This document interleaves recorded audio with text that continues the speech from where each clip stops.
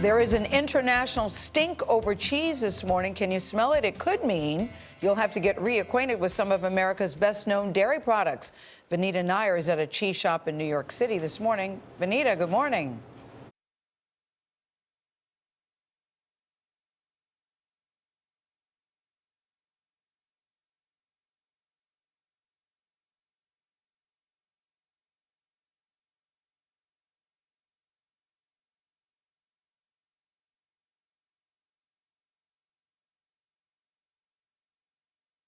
So this is the American. This is the American. And where's this from? This is from Vermont. Few people can tell the difference between a cheese made in America and one made overseas. Pretty hard to taste the difference.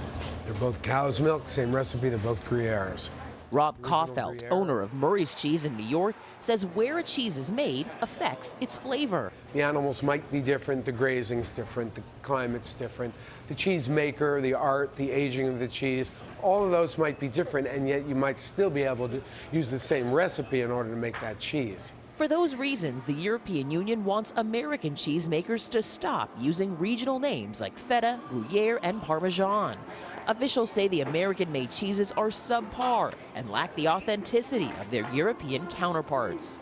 I think probably some Europeans would regard the cheeses that use that name, protected name, in America are inferior in terms of taste to that which is a traditional product and is protected in this country. But companies like Wisconsin-based Sartori Cheese disagree. At a recent cheese competition, Sartori's aged Parmesan placed first, ahead of Italy's most famous Parmesan producer. We're making some of the best cheese in the world, and when we go in these worldwide competitions head-to-head with them, we're beating them now. They don't like it. Chad Vincent, the company's marketing director, says the EU rule would devastate the American cheese industry.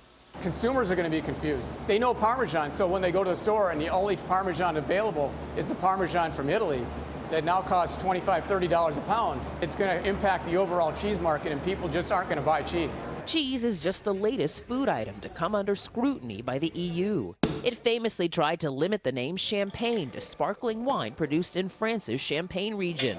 More recently, it limited the use of the term Scotch whiskey to liquor produced only in Scotland. But U.S. lawmakers say this latest proposal would be far more reaching, impacting an industry that brought in $22 billion last year alone.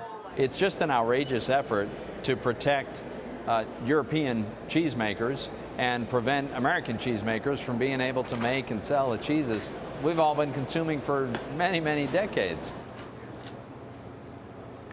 As Europe looks to pull itself out of a recession, this changing of cheese names could actually give them an economic advantage because it would force American makers to change the name and then change all of their marketing.